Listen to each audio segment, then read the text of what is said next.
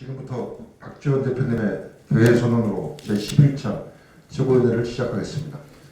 자, 지금부터 국민의당 제11차 최고회의를 시작하겠습니다. 대표님의 모두 발언 듣겠습니다. 부자는 맨션에서 살고 가난한 사람들은 맨손으로 삽니다. 박근혜 최순실 국정농단으로부터 국민들은 오늘도 힘든 하루를 보내고 있습니다.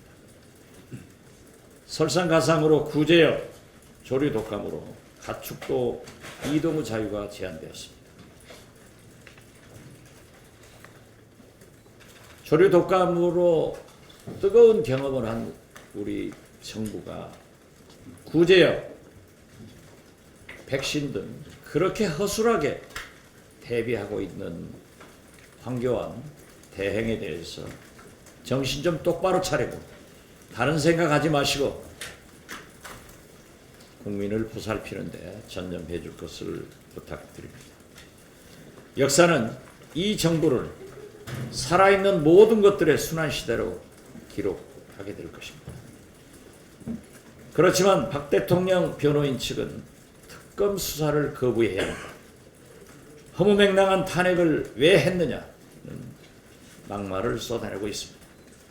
대통령과 청와대는 압수수색, 대면 조사를 거부하고 헌재 심판을 지연시키려고 기도하고 있습니다.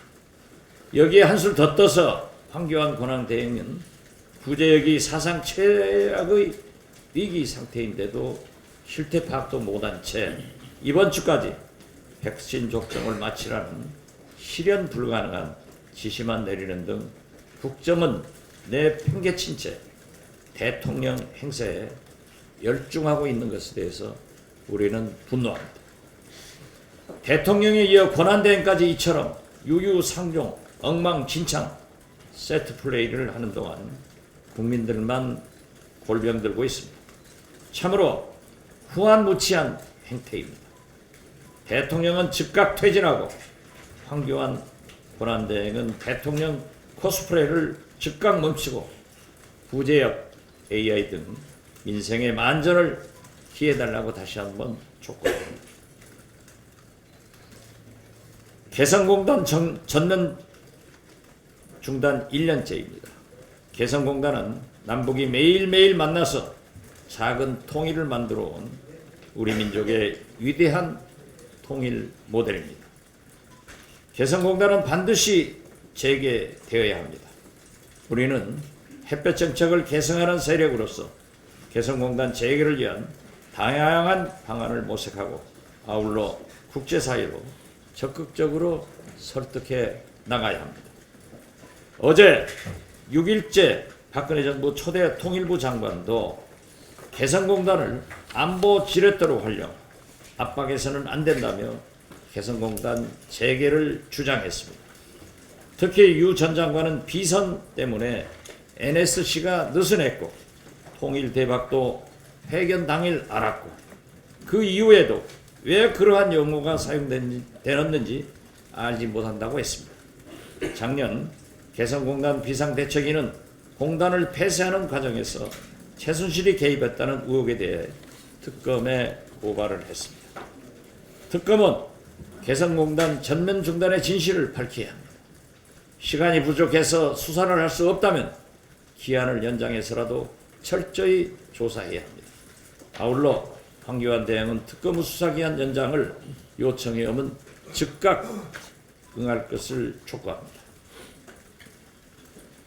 3월 1일 3.1절을 위해서 박근혜 탄핵 반대 100만 집회를 열기 위해 청와대가 자유총연맹 등의 참석을 독려하고 있다는 제보가 당에 들어오고 있습니다. 일부 언론에도 보도가 되고 있습니다. 대통령을 탄핵시킨 위대한 촛불을 태극기로 덮을 수는 없습니다. 정권이 촛불과 태극기를 이간질하려고 하지만 위대한 국민들은 한 손에는 태극기를, 한 손에는 촛불을 들고 역사를 움직여 나갈 것입니다. 국민의당은 헌재의 조기 탄핵 인용을 위해서 국회에서 할 일도 광장에서 할 일도 모두 다 책임있게 대응해 나가겠습니다. 국민의당은 내일 5.18 민주화 운동 헬기 총기 난사 진압 진상규명을 위해 현장을 방문합니다. 현장 방문을 마치고 천정배 전 대표의 자구구국 포럼식에 참석하고 당 소속 국회의원과 저를 포함한 주승용 원내대표 등은 광주 촛불 집회에 참석할 예정입니다. 서울 광화문에는 정동영 국가대계획위원회 위원장 등 참석할 수 있는 수도권 원내외 위원장들과 당원들이 참석할 예정입니다. 우리는 박근혜 즉각 퇴진, 헌재의 조기 탄핵 인용을 위해서 한 손에는 촛불을, 한 손에는 민생을 들겠습니다. 탄핵을 주도한 정당으로서 촛불에 곁불을 쐬지 않고 촛불을 당리당략에 이용하지 않고 촛불의 명령인 박근혜 즉각 퇴진, 헌재 조기 탄핵 인용을 위해서 만전을 기하겠다는 것을 다시 한번 말씀드립니다. 이상입니다. 황교안 권한대행이 오늘 비경제 분야 대정부 질문에 참석하겠다고 합니다. 다행입니다. 당연한 질문을 가지고 왜 이렇게 힘들게 했는지 모르겠습니다. 오늘 모든 국민들이 궁금해하는 꼬일 대로 꼬인 외교, 안보 문제, 그리고 초기 대응에 실패한 AI, 구제역 대책, 그리고 청와대 압수수색 승인 여부, 특검의 연장 여부, 그리고 본인의 대선 출마 여부에 대해서 국민들 앞에 속 시원하게 답변해 주실 것을 기대합니다. 그 사람을 알려거든 그 친구를 보라는 말이 있습니다. 문재인 전 대표가 국방 안보 분야의 자문으로 전인범 전 특전사령관을 영입했습니다. 그런데 이분의 강주 5.18 민주화 운동에 대한 인식은 너무나도 위험합니다. 먼저 전두환의 강주 시민 학살 책임을 부정했습니다. 그리고 5.18 당시에 강주 시민 학살에 선봉대에 섰던 정호영 특전사령관을 신송하는 발언을 서슴지 않았습니다. 호남에 가서는 온갖 지지를 호소하면서 정작 5.18 민주항쟁과 대척점에 서 있는 인물을 안보 자문역으로 영입한 문 전 대표의 안보의식과 의도를 묻지 않을 수 없습니다.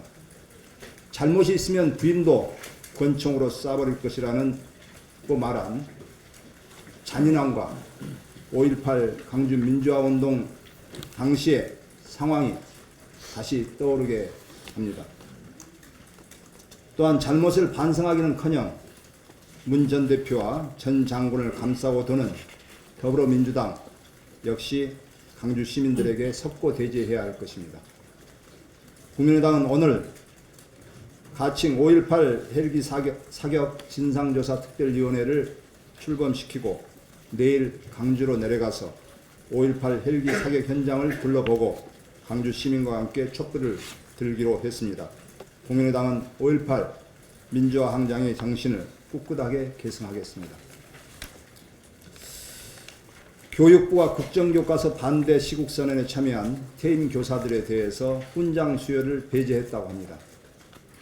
지난해 훈장 수여에 제외된 교사만 462명이고 올해도 이달 말 퇴임 교원만 100여 명을 대상에서 제외했습니다.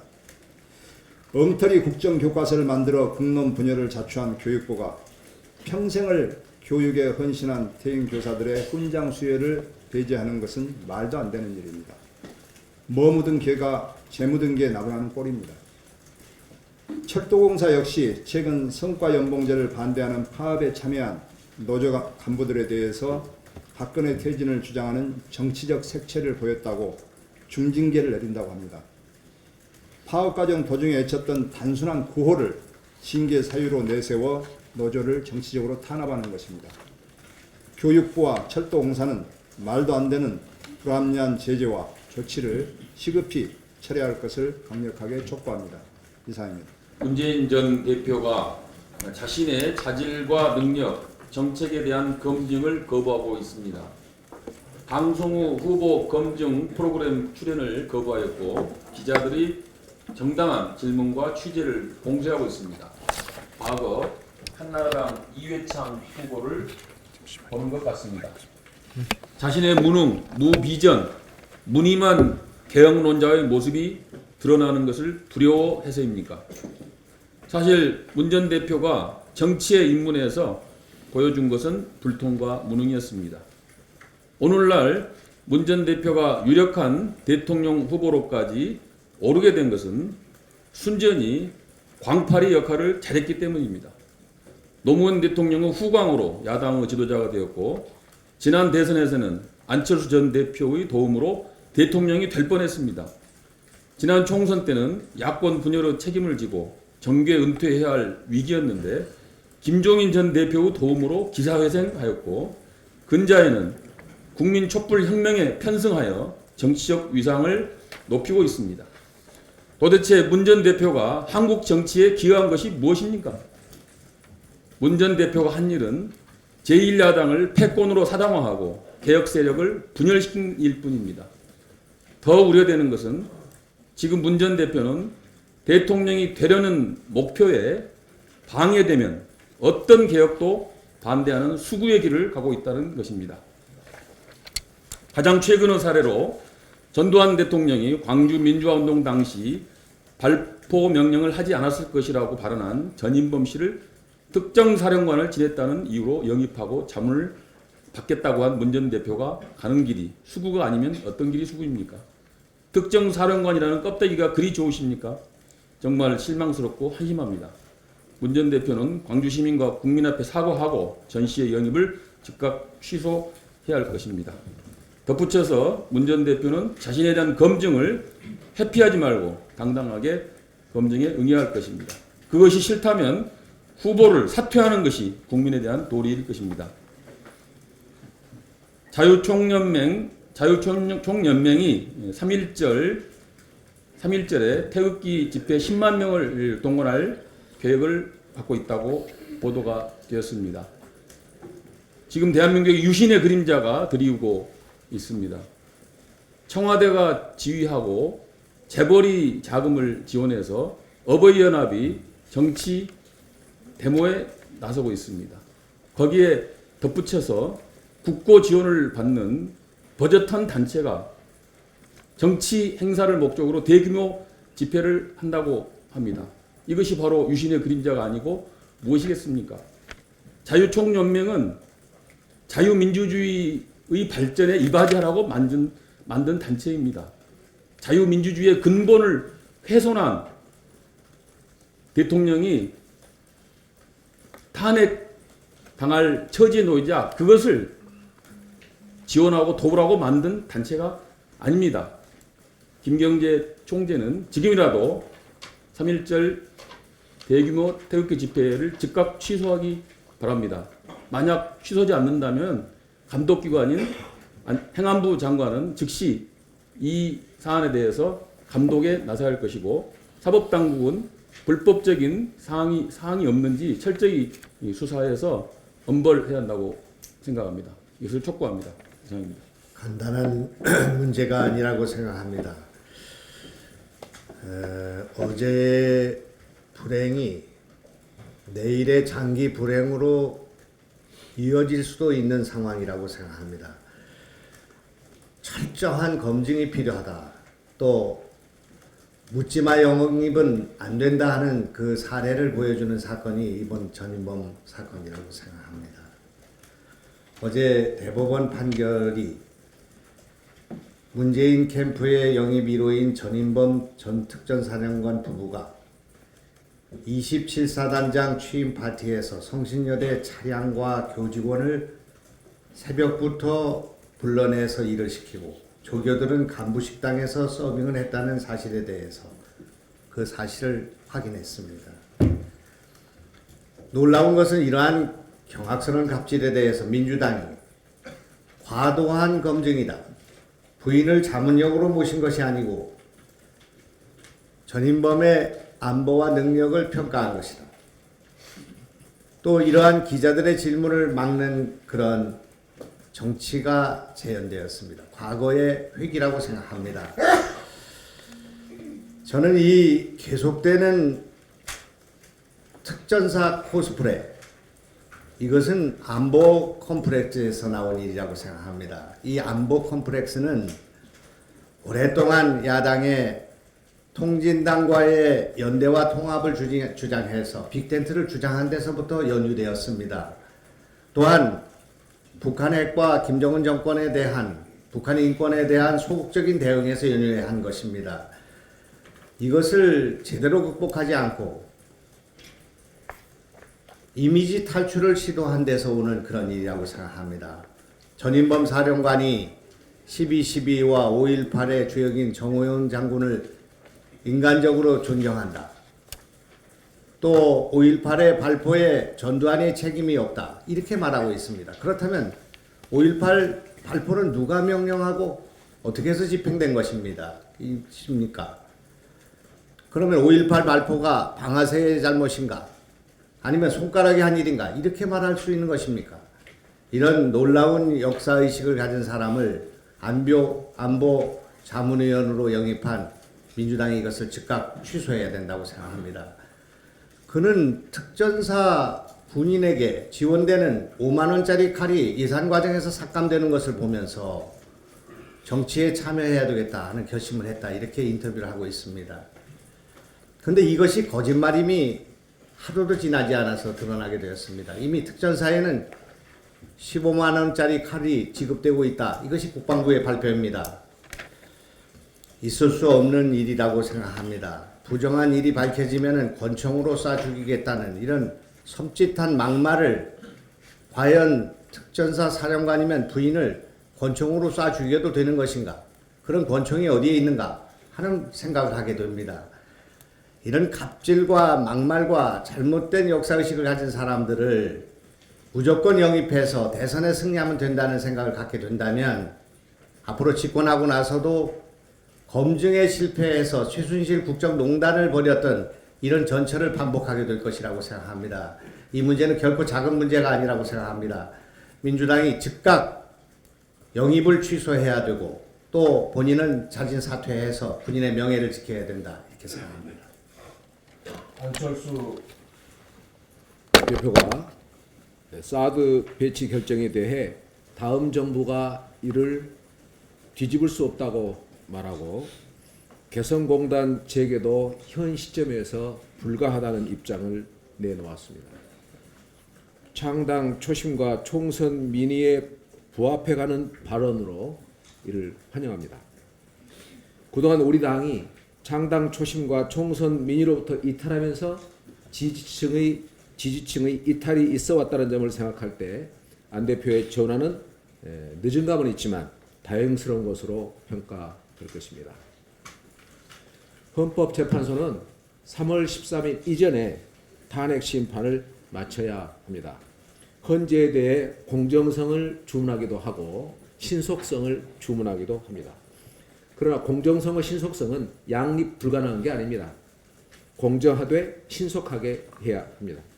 뿐만 아니라 대한민국 정상화라는 가치는 헌재의 공정성과 신속성의 가치를 훨씬 상회합니다.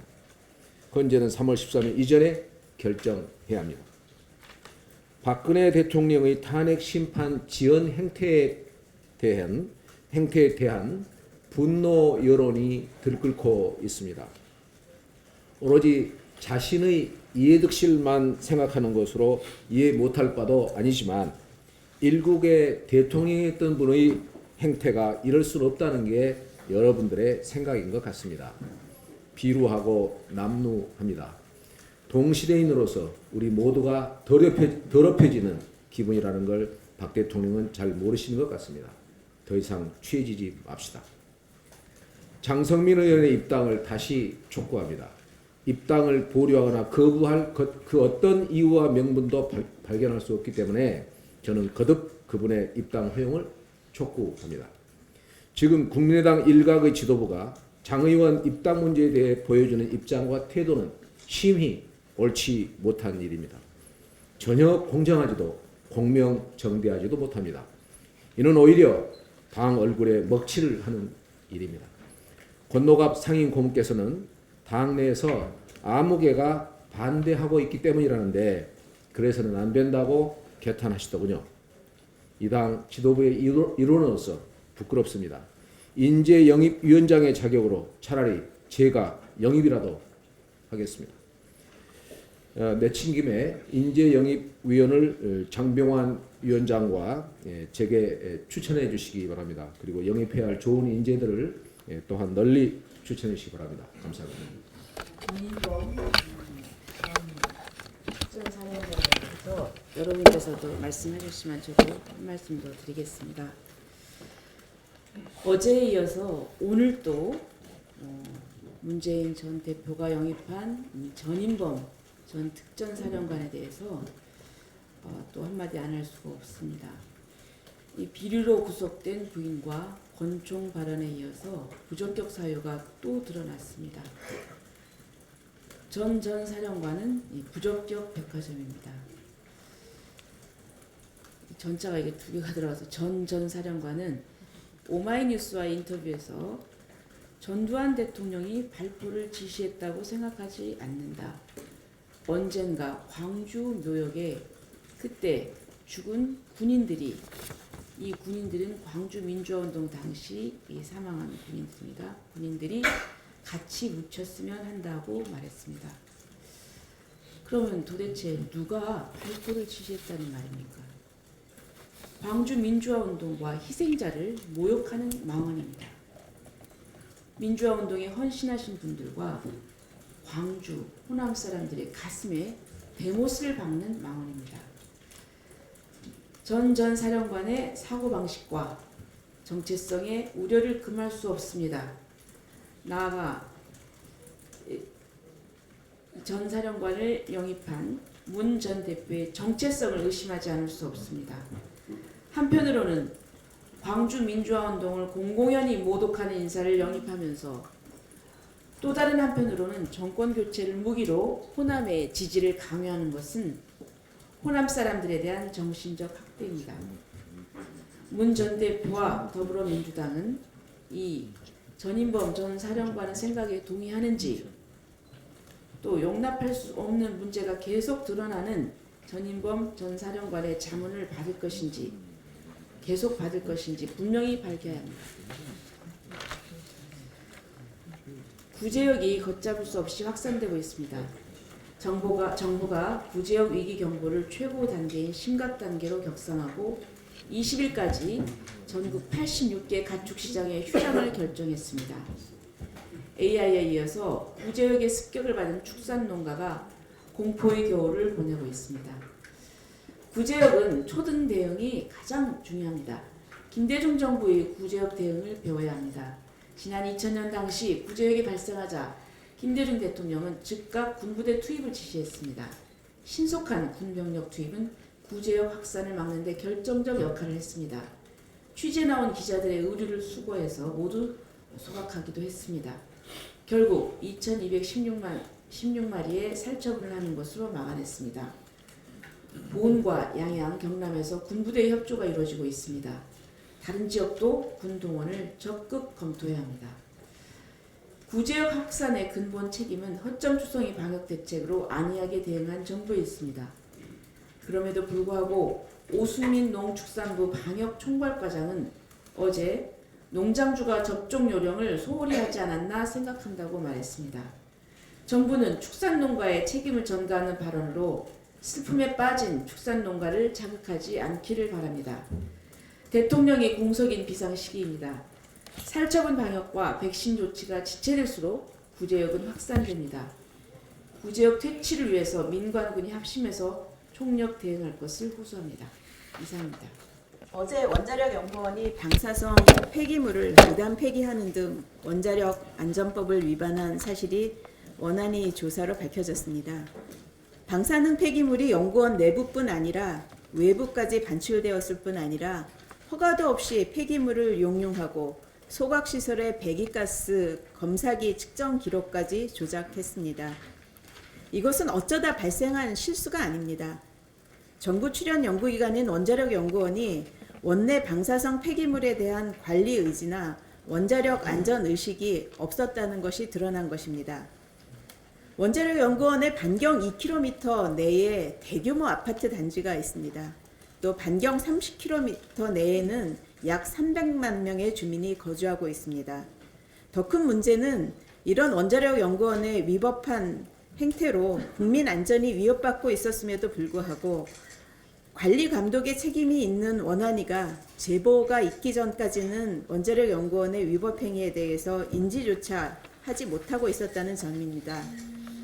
원자력안전위원회에 강력히 요구합니다. 이번 원자력연구원의 방사능 폐기물 무단 조치권에 관해서 철저한 추가 조사를 통해서 강력한 행정 조치를 해야 할 것이고 다시는 이런 일이 재발되지 않도록 해야 할 것입니다. 아울러서 원안위의 방사능 폐기물 관리를 제대로 하지 못한 점에 대해서 철저한 자기 반성과 함께 개선책을 내어놓아야 할 것이고 원전 시설에 비해서 규제 사각지대에 놓여 있는 원자력 연구 시설에 대한 관리 감독을 강화하는 방안을 내놓아야 할 것입니다. 또 한 가지 말씀드리겠습니다.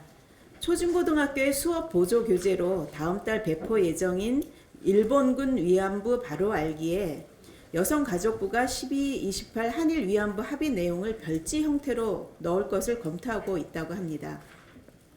이 교재가 12.28 합의가 이루어진 후에 제작 검토가 12.28 합의가 이루어진 이후에 해당 교재가 제작되면서 합의 내용이 빠졌다는 것이 밝혀져서 여성가족부가 추가 조치를 했다고 합니다. 잘 아시다시피 최근에 화해치유재단에서 피해자 할머니들에게까지 현금 지급을 받도록 회유 종용했다는 논란까지 일고 있는 이 상태에서 피해자 할머니들은 물론 국민들이 반대하는 그 합의 내용을 별지까지 만들어가면서 굳이 아이들의 교육 교재에 싣고자 하는 정부의 생각을 이해할 수가 없습니다. 교육은 정권의 홍보수단이 되어서는 안 됩니다.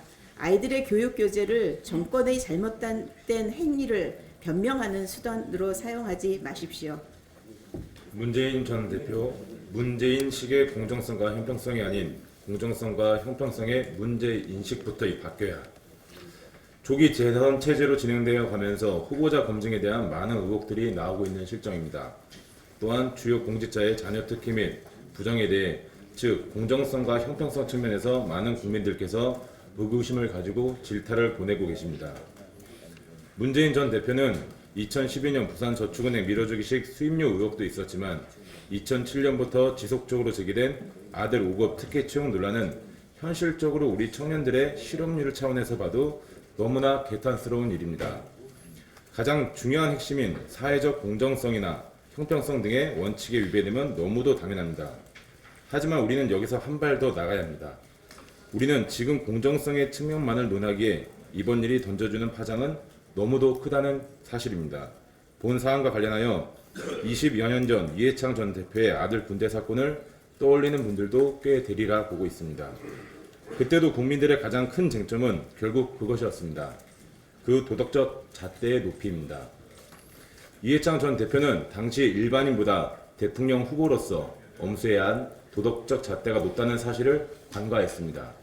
그래서 군대 비리라는 것 자체도 엄청 큰 비리였으며 파장을 일으켰지만 일반인보다 더 높은 도덕적 의무를 공직자에게 특히 국민들께서 대통령을 하려는 이에게 요구하는 관습적인 사례들의 집적이 만들어낸 상황인 것입니다. 그런데 이번 문재인 전 대표의 경우는 더 한 단계 수위가 높다는 것입니다. 이 말은 즉 국민적인 배신감이나 허탈감이 예전 이해찬 전 대표 때보다도 크다는 것입니다. 이 부분이 중요합니다. 문재인 전 대표를 국민들이 따르는 이유 중 하나는 분명 고 노무현 대통령의 이념을 상당 부분 계승하고 계신다는 전제로 지지가 많을 거라고 생각합니다. 하지만 과연 문재인 전 대표의 이번 아들 특혜 채용 의혹을 보면 과연 문 전 대표의 이념이나 우리나라를 바라보는 시각들 등 여러 면에서 어떤 진보적 프레임을 따르는 건지 이번 일로 실로 의심케 만듭니다. 진정 대통령을 할 자질이 되는지 알고 싶고 진정 궁금해지는 시점입니다.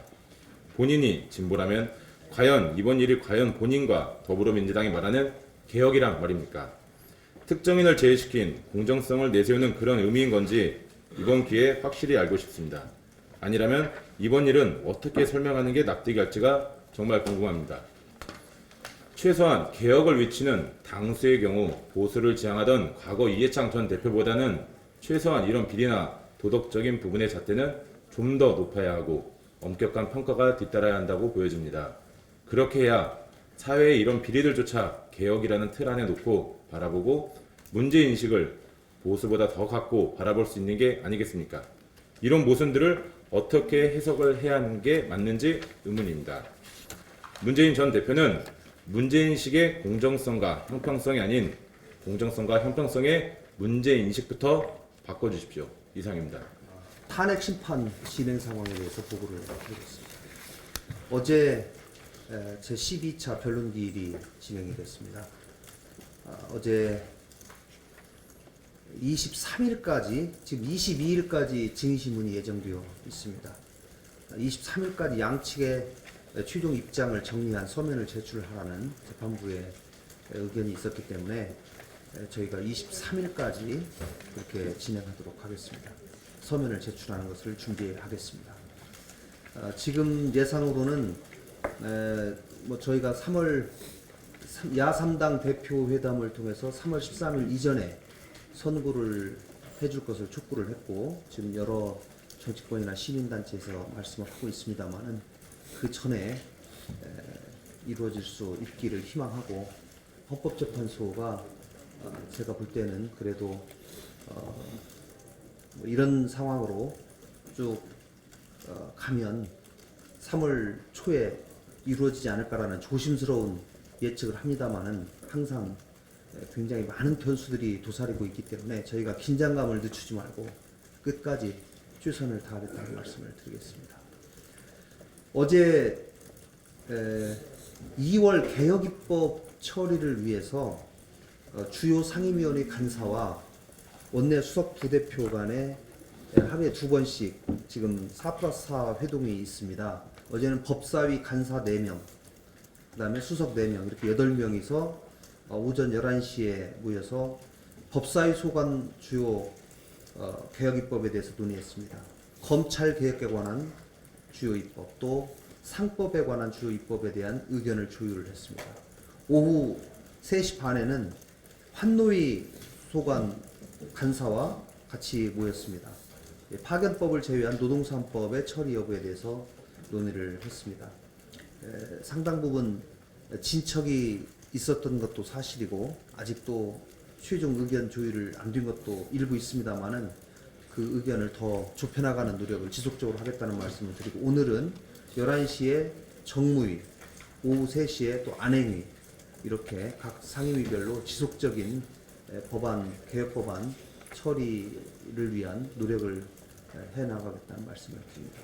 오늘 어제 경제 분야 대정부 질문이 있었고 오늘 비경제 분야 대정부 질문 오후 2시부터 있게 되고 저희 당에서는 이상돈 의원님과 김삼화 의원님 두 분이 참여를 하게 되겠습니다. 이상입니다. 우선 황교안 대행께서